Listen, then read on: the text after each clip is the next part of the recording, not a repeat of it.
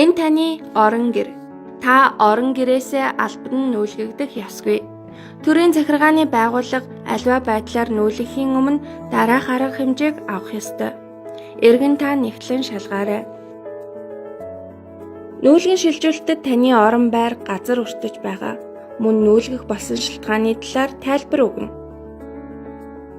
Нүүлгэн шилжүүлэлтийн бүхэл боломжит хувилбарын талаар тантай зөвлөлдөж саналыг тань авч хэлэлцэн.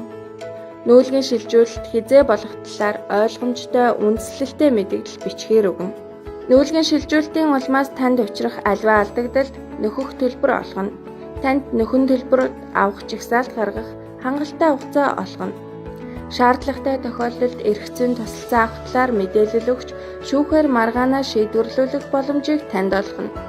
Төр таныг орон байргүй болох бусад хүний эрхийн зөрчил өртөх эрсдлээс урьдчилан сэргийлнэ.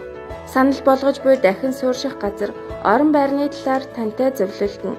Таны сонгосон орон байр нь эзэмших хэрэгтэй, зохистой, боломжит хувилбартай худалдан авч болох үс байна. Төрийн байгууллагын ажилтан албан хаагчид өөрсдийн биеэр ирж нүүлгэн шилжүүлэх ажиллагааг зохион байгуулах хүмүүсийг танилцуулна. Таны эзэмшлийн эд зүйлсийг болон барилгын хог хаягдлыг ачиг тээвэрлэх хугацаа өгнө. Шөнийн цагаар, баяр амралтын өдрүүдэд эсвэл цаг агаарын байдал муу үед нүүлгэн шилжүүлэх ажиллагааг явуулахыг хориглоно. Нүүлгэн шилжүүлэх ажиллагааг зохион байгуулж буй хүмүүс эсвэл цагдаа хүний нэр төрийг хүндэтгэн үзэх үүднээс шалтгаангүйгээр хүч хэрэглэхгүй.